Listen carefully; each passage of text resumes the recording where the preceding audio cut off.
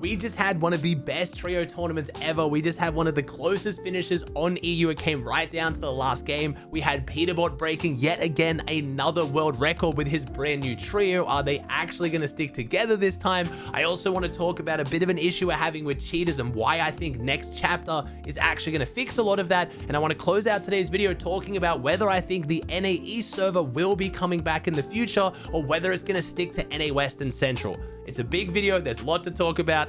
Let's jump into it. Are you trying to improve at Fortnite, but you just don't know where to begin? You're watching YouTube guys, you're practicing your mechanics, but you just don't know what's going wrong. Well, that's where the sponsor of today's video, Blitz, comes in. All you have to do is download the Blitz app and run it on the background of your PC. It'll break down all of your stats like damage done, damage taken, headshot ratio, and it'll even do this per weapon, so you can figure out which weapons you need to improve on.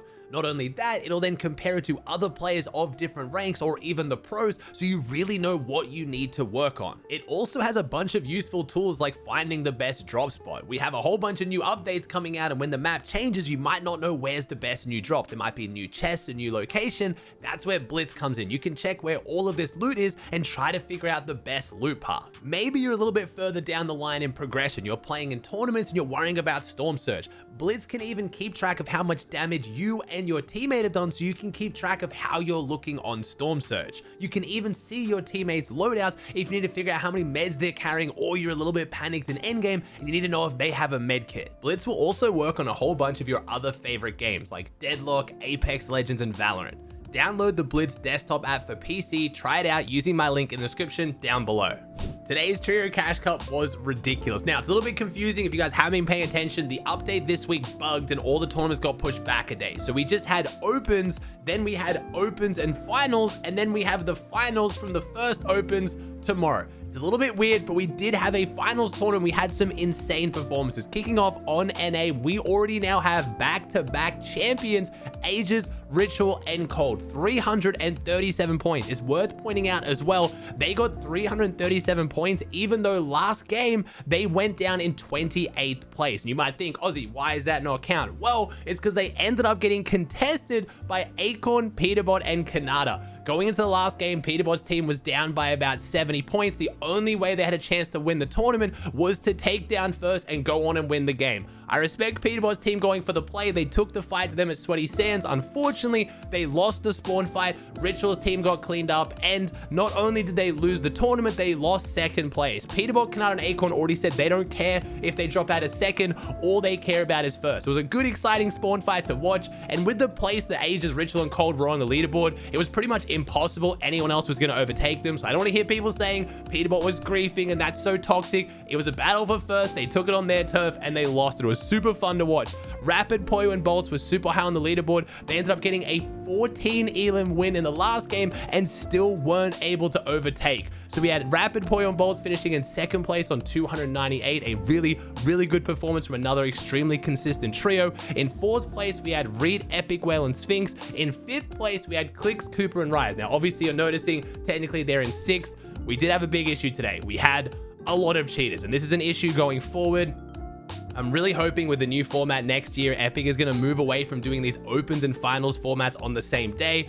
With the divisional format, one of the main advantages of that is hopefully going to cut back on cheaters. I've talked about this a lot on stream. I didn't talk it too much in my last YouTube video where I talked about the format, but basically with the way divisional format's going to work for Cash Cups, you're going to start in Division 3 unless you play in the first tournament on December 7th and you place highly, and that way you go into Division 1. But basically what the division format does is if you end up getting banned, you are then going to make a new account, because every cheater makes new accounts sadly, but you're going to have to start back in Division 3. So any cheater who gets banned basically has to make it through Division 3, Division 2, Division 1 opens without getting banned before they're then playing for money again. We haven't got the full details on the divisional cups yet, in case you guys are wondering, like, Aussie, where are you getting this information from? I'm just guessing based on how they did the last divisional cups with Elite, Contender, and Champions Division. The only team that plays for money is people in Division 1. Their own Cash Cup has opens and finals, whereas I'm guessing Division 2 and 3 will just be 1 round open tournaments, and the top teams from that move on to the next round. A lot of people have been asking me how this is all going to work.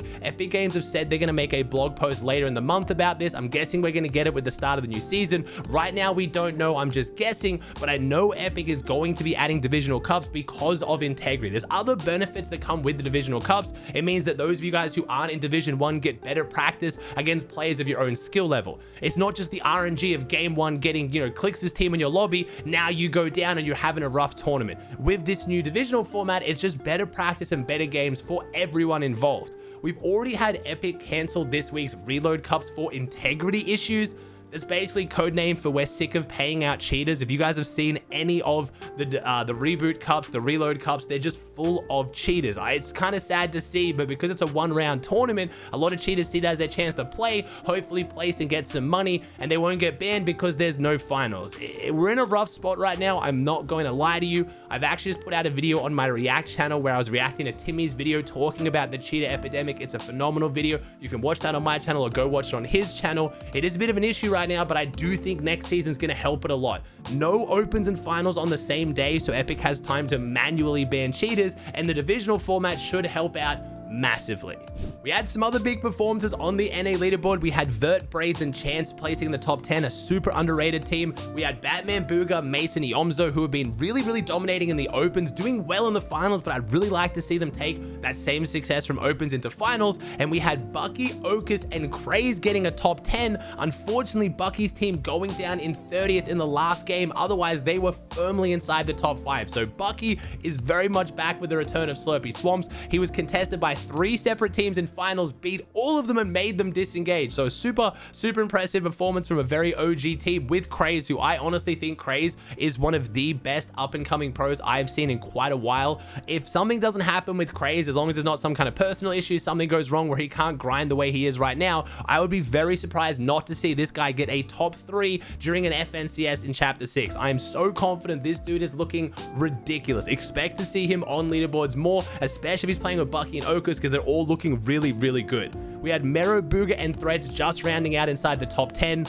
Not including the cheaters. We did have some underperformance of some other teams that a lot of people are looking at. We had Wox, Della, and Axe Force. The EU boys actually kick off with an insane performance and then start to struggle towards the end of the tournament, unfortunately. I do really like the unregion locked cash cubs. It looks like a lot of the teams are doing better with the unregion locked trios than they were with duos. I guess because in trios, it's less of a ping battle. You're not taking as many walls and box fighting. It's a lot more about spraying and controlling space. But overall, NA finals was super exciting. Now, I don't normally talk about opens, but I have to talk about Peterbot, Acorn, and Kanata's opens performance. Now, they ended up on 592 points. They played 7 matches, winning 4 of them. They got 176 eliminations, and as a trio had a KD ratio of 58.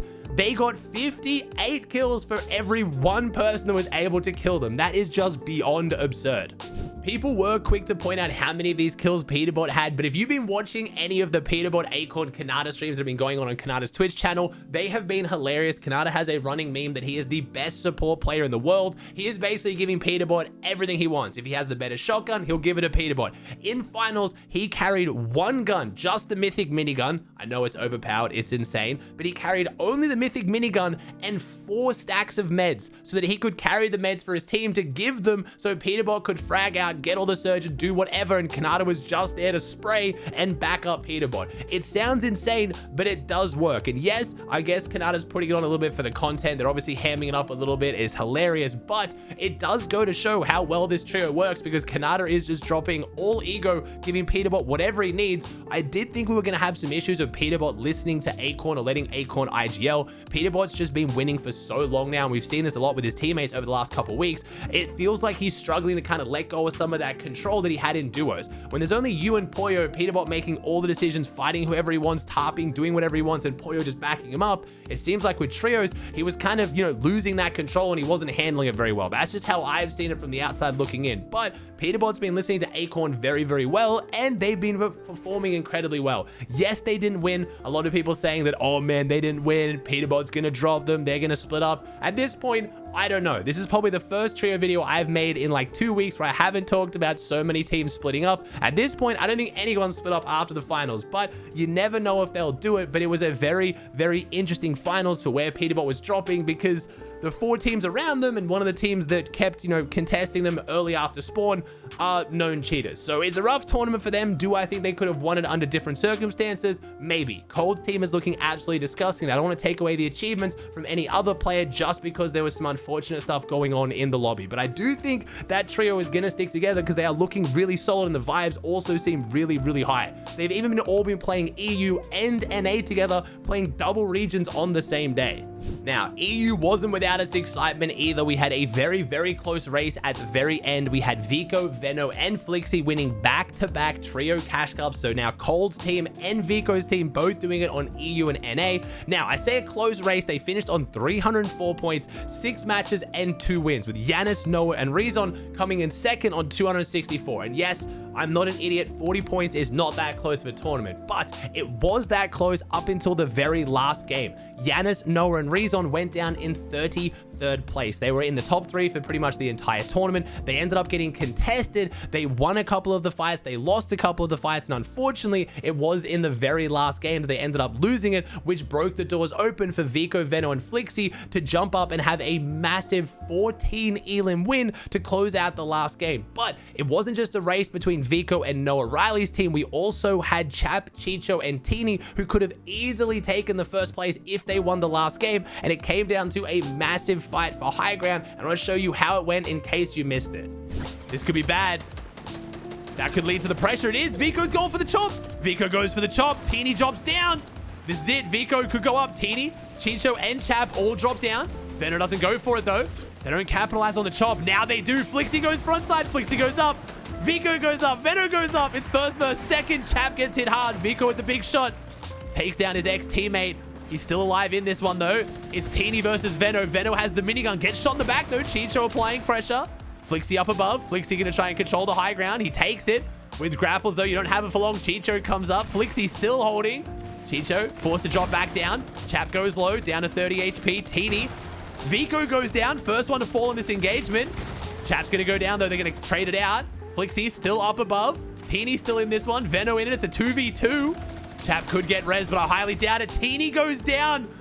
Vico and Flixie and Veno take the high ground. Vico is lost, but the damage might be done to first. It was such a good finish to an already awesome tournament because we had them go down. Chicho's team fell. We knew that Vico's team was going to win it, but up until that point, it was super neck and neck between both teams. They were basically on the same amount of points going into it. Then we had Rax, Predage, and Radion, the Italians, coming in third. If you've watched any of Predage's streams, honestly, I love this guy. He has so much passion for the game. He has really started popping off in the last few seasons and is a really good example of pros that can have these huge jumps up in a performance just by locking in and, I don't know, I guess just figuring it out. He's been playing extremely well this whole chapter, and I don't remember seeing too much from him from last chapter. So it's been awesome to see. We had a name we haven't seen at the top of many leaderboards for a while, Moneymaker. We had Cringe, Moneymaker, and Fanayan in 5th place. Moneymaker streamed all of it. I'm very happy to say it looks like Moneymaker is back. He's been playing really, really well in the solo victory cups, really, really well in trios. He's been streaming a whole bunch of the different tournaments. It's awesome to see Money back up on top of the leaderboards. Now, unfortunately, there is a big name team here that I'm not going to talk about on the leaderboard. Mr. Savage, Mongrel, and Twy. They didn't make finals again, and I know a lot of you guys who didn't watch it are maybe going to say they need to split up. They're looking terrible. It's not working. Savage should drop Mongrel. They got really, really close. They needed a win in their last game to qualify, and they ended up coming second. They were extremely close to qualifying. There are other big name teams like Kami, Seti, and Hari who didn't make finals either. They were extremely close. It's not like they're the only team struggling in this season. I've talked about in a lot of my videos, this meta right now is a tough one, and this week's update is an interesting one. I haven't talked about it too much since it came up. We have the Ice Spice update, which is basically like a lot of the Chapter 2 Season 3 weapons coming out now as well. We haven't got the Caddy Launcher or the Charged Shotgun yet. Apparently that's coming out next week, but we do have Sky's Assault Rifle and we have the Grappler. They are now Ice Spices. You have the, Ice Spices AR. I don't know what it's actually called. It gives you like a pepper effect because it's supposed to be spicy, but it doesn't really do anything. Unfortunately, the grappler has the ice effect, and it definitely does something. It's led to some massive throws and some pretty cool plays, but overall it's been a little bit interesting. The shark as a POI is extremely solid, so it added a bunch of loot to the map. We had shockwaves being added back into competitive, but they only drop in single stacks, which I don't really understand what's going on with items dropping in single stacks. Sometimes you find two. It looks like they have tried to hotfix this, but crash pads are still dropping in single stacks. We did get some cool weapons like the TAC assault rifle in the game. We have the heavy AR in the game. It's not just Meowscles mythic AR anymore. You can get the regular heavy ARs. Overall, it's been a pretty fun update. It's been super exciting, but again, the meta is really tough right now. If you are struggling as a player in this season, do not panic. It is a tough meta that even the best pros in the world are struggling with. Next week, once the caddy launcher gets added to the game, oh boy, that is going to lead to some absolutely ridiculous endgames, I already know. I've been talking a bunch about the format next season. I already made a video breaking it all down, but I did want to talk about the West Central split decision. Obviously, I made that format video. I talked about it a little bit, but I do want to give my overall thoughts on whether I think East is going to come back as a region and why Fortnite did NA West instead of NA East. Now, I think Fortnite's primary reason for this decision is timing. That's it. I think Fortnite's main reasoning is they want the tournaments to run at a better time. I'm guessing they have stats or reasoning to believe that time zones affect players more than ping. Now, I know a lot of you guys would love to be on 0 ping. Without the East servers, you're now on 80 ping and you hate it. I get it. You're frustrated.